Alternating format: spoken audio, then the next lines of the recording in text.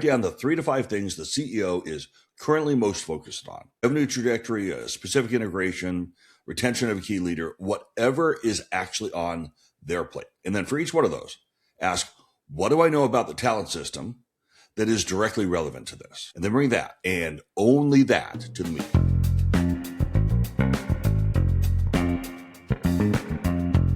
Hey there, senior leader, and welcome to the Talent Sherpa podcast. This is where senior leaders come to rethink how human capital really works.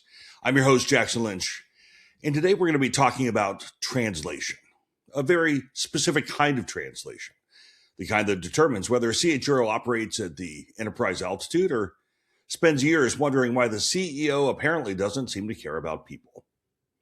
Now, I've watched this play out in leadership meetings more times than I can count.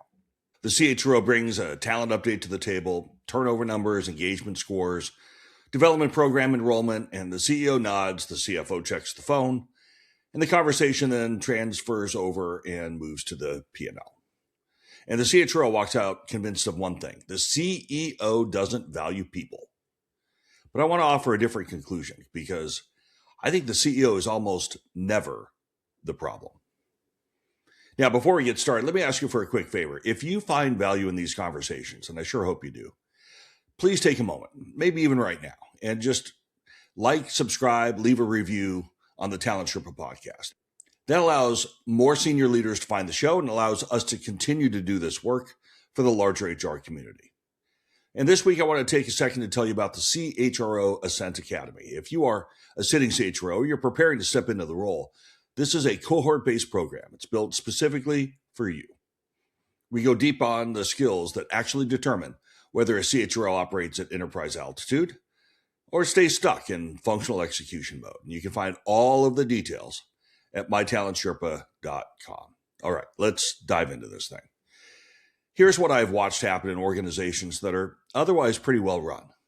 The CHRO is doing real work, tracking turnover, they're managing succession, they're running development programs, they're staying close to the leadership team dynamics. They're bringing that work to leadership meetings with intention. Monthly reports, talent reviews, quarterly updates. And at the same time, the CEO is doing real work too. They're managing the P&L, they're navigating the board dynamics, they're thinking about the next capital allocation decision. They're trying to figure out whether the company has the executional capacity to hit the growth targets that they've already publicly committed to. Both people are working hard. Both people believe that talent matters. And yet somehow that conversation never seems to land. What I see consistently is a structural mismatch. The CEO's concerns and the CHRO's framing are running on different tracks. The CHRO presents data, turnovers at 14%, engagement scores declined 6 points this quarter. There are 23 open requisitions in the sales function. High potential retention is a concern. And the CEO hears all of that and files it under HR topics. The conversation moves on. Here's what the CEO is actually holding during that conversation. They're thinking about whether the new product launch has the right sales leadership to execute. They're wondering whether 2 misaligned business unit heads are going to blow up the entire integration. They're asking themselves quietly whether the company has a succession plan that would hold if something were to happen to the CFO, because you're getting rumors that he or she might be looking. Now, these are all talent questions. They just don't sound like HR. And that's because the CHRO isn't speaking to them directly. The CEO never then connects those two things. That's the translation gap. The CHRO has the data, the CEO has all the anxiety, and no one is building the bridge. Now, there are a few specific traps that I see CHROs fall into here, and I want to name them because I think the origin here is structural. The first trap is reporting metrics without talking about the business implication. Most CHROs believe that if the data is credible, the audience will draw the right conclusions. So they report the number: 14% turnover, 6% engagement decline, 23 open positions. Like, those numbers are real. The problem is that they require translation to be actionable. The CEO cannot get from 14% turnover to this is going to cost us Q3 execution capacity in the mid-market segment. They need help. That translation, in fact, is the CHRO's job. It's not automatic. Now, the second trap is treating talent as a standalone agenda item. Talent is a lens on every business topic. Whether you hit revenue in quarter three is a talent question. Whether the integration holds is a talent question. Whether the new market entry succeeds is a talent question. Whether it's an execution or a strategy issue, it's a talent question. So when the CHRO arrives with a dedicated talent agenda item, they are signaling unintentionally that talent lives in a separate lane. CEOs who think in systems don't pick up the talent thread from that framing. They move past it because it doesn't connect to what they are already carrying. Now, the third trap is treating disengagement as a people observation when it's really the business risk that's at stake. Now, when a CHRO says our high potentials are disengaged, that's a diagnostic observation. It might even be accurate. But the CEO reads it as a people problem and files it away accordingly. Business urgency doesn't follow from that framing. Compare that to we have a succession gap in 3 roles that carry 40% of our revenue accountability. We have a concentration risk. Now the CEO has a business problem with the talent cost. That's a conversation they know how to have. So the reframe here is, I think, pretty straightforward, and it changes everything. Translation is a CHRO competency and one that we don't talk about enough. It's not a CEO responsibility.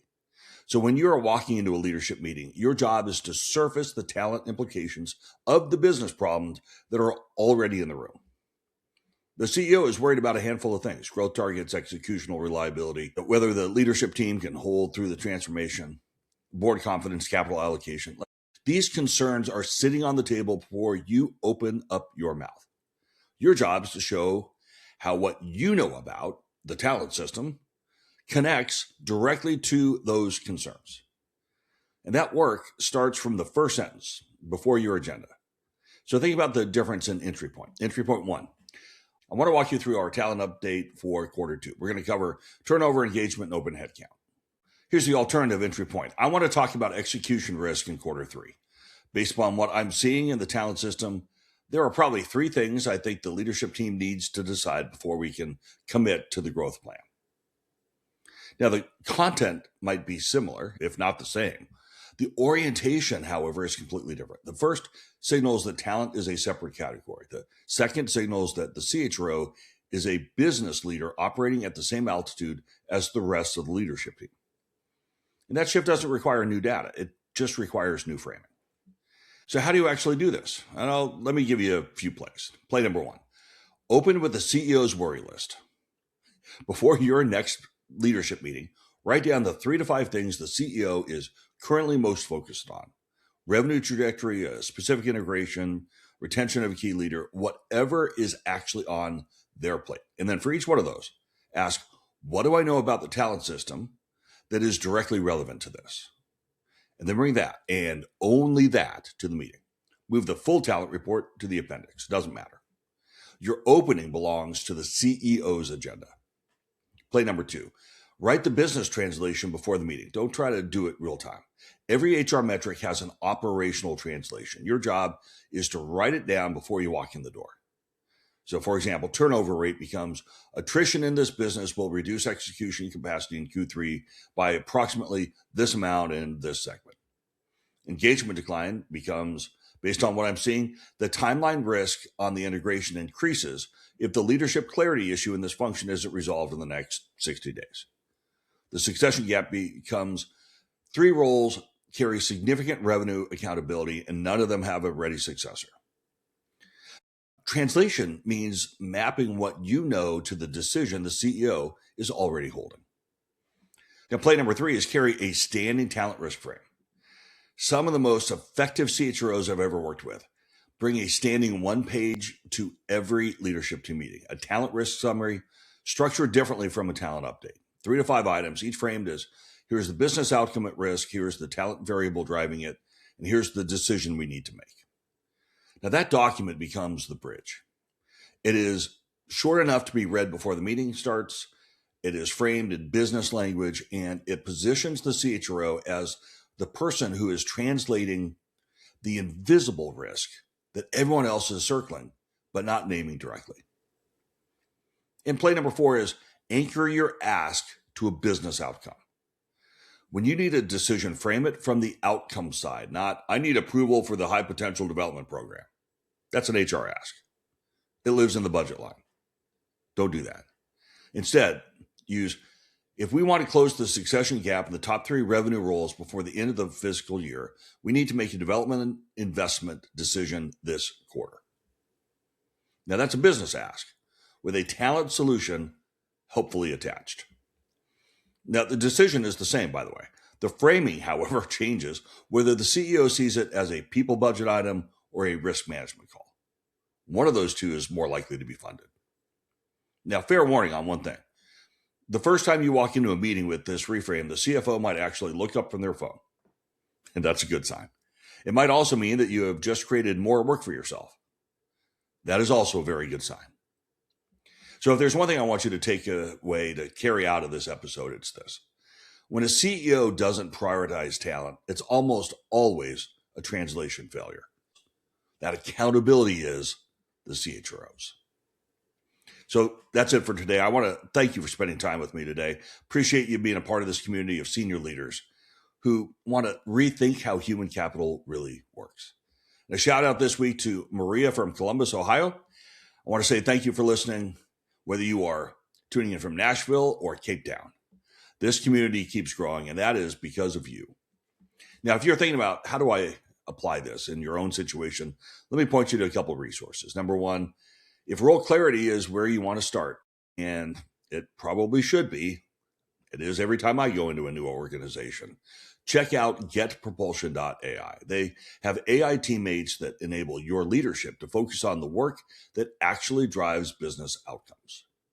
And if you're a first-time CHRO or you are preparing to step into the role, I'd love to work with you. We have built practical tools to help you make an impact on day one. Everything from company-sponsored to individual-supported. And you can find everything you need over at mytalentsherpa.com. So until next time, keep raising the bar. Keep translating what you see in the talent system into language that moves the business. And keep on climbing.